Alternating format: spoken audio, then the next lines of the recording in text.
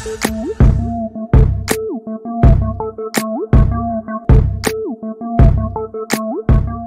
guys, welcome back to your general English session.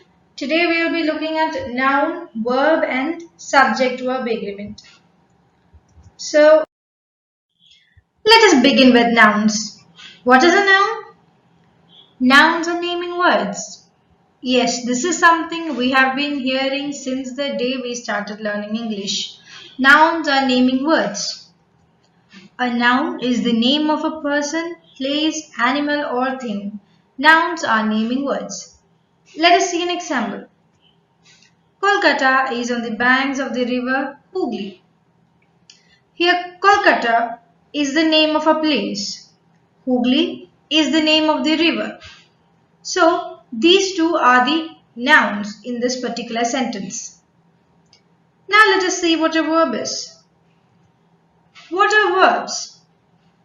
The most common answer to this question is verbs are action words. Yes, of course, verbs are action words. A verb is a word used to express an action or state of being. An example. I wrote a letter to my cousin. What is the action in this sentence? Writing is the action shown in the sentence. Therefore, wrote is the verb in the sentence. Subject. The subject is always some form of a noun. It does not have to be a person. It can also be a place, a thing, or an idea. Subject is the main part of a sentence. Let us see an example. The desk seems old. When you're not sure what a subject is in a particular sentence, all you have to do is place the question who or what before the verb. Then you get the subject. In this example, the desk seems old. So now let us place the question who or what before the verb. What seems old? The desk seems old. Therefore, the desk is the subject in this sentence. Let us see another example. The future remains a mystery. Now, if you're not sure what the subject in this sentence is, you have to place the question who or what before the verb. What remains a mystery? The future remains a mystery. Therefore, the future is the subject in this particular sentence. Another thing that you have to remember is that subject will not always come in the beginning of the sentence. Subject can come anywhere in the sentence. So, remember to place the question who or what before the verb to get your subject. Now let us move on to subject-verb agreement. The verb must agree with the subject. Singular subjects must have singular verbs. Example, he writes. Plural subjects must have plural verbs. They write, we write. Now let us work out some questions. Gold and silver dash precious metals. Gold and silver. We're talking about two things. So the verb must be in yes, plural form. Gold and silver are precious metals. In him dash centered their love and their ambition. We're again talking about two things, their love and their ambition. Therefore, the verb must be in the plural form. In him were centered their love and their ambition. Fire and water dash not agree. Fire and water, two things again. Fire and water do not agree. The verb must be in the plural form. Time and tide dash for none. Time and tide waits for none. Okay, this must be a little confusing to you. When we talked about fire and water, we took the verb in the plural form. And when we came to time and tide, we took the verb in the singular form. How did this happen? When two subjects together express one idea, the verb may be in the singular. Here, time and tide together shows one idea. That is why we took the verb in the singular form. Fire and water are showing separate things. That is why we took the verb in the plural form. Let us see another question. The rise and fall of the tide dash due to lunar influence. The rise and fall of the tide is due to lunar influence. Here again, the rise and fall of the tide, they are together showing one idea. If singular subjects are preceded by each, every and many a, the verb is in the singular. Each of these species dash found in India is found in India. The subject is preceded by each. Every one of the boys dash to ride. Every one of the boys loves to ride. Again, the subject is preceded by every. Many a man dash succumbed to this temptation. Many a man has succumbed to this temptation.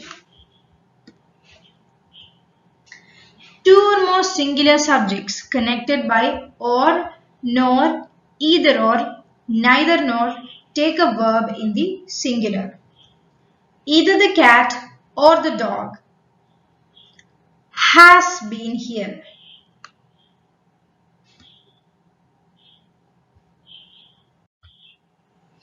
Neither of the two men dash very strong. Neither of the two men is very strong. Politics dash with him the business of life. Answer is was. The accountant and the cashier dash absconded. Have absconded.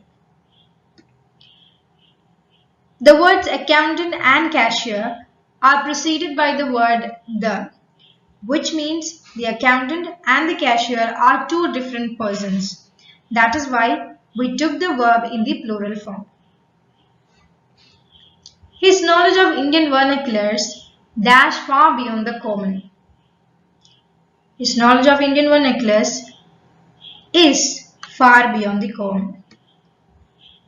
The subject in the sentence is his knowledge, which is in the singular form.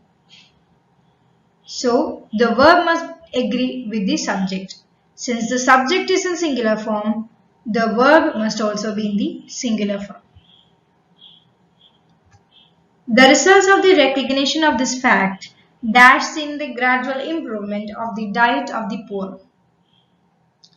Answer will be are, because the subject in the sentence is the results, which is in the plural form. Therefore, we have to take the verb in the plural form.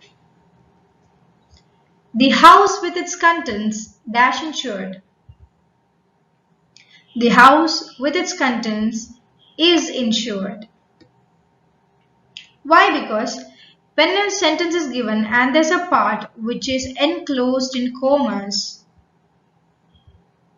you just have to eliminate it and think about the rest of it.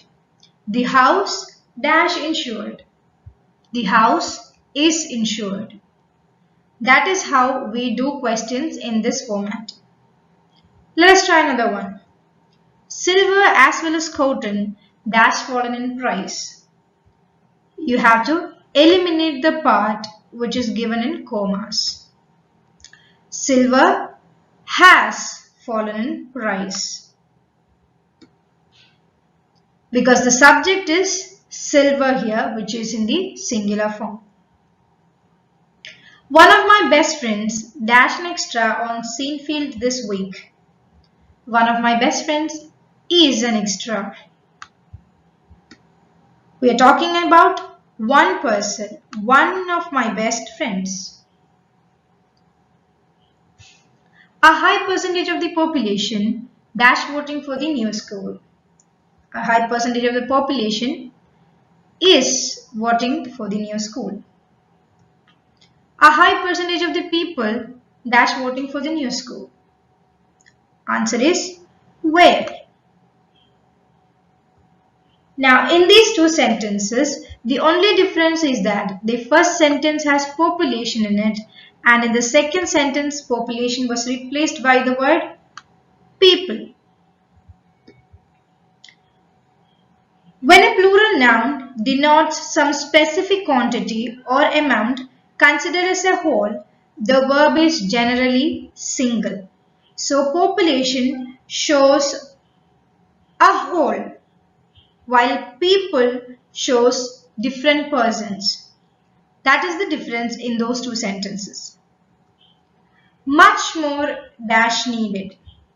Much more is needed. He asked me whether either of the applicants dash suitable.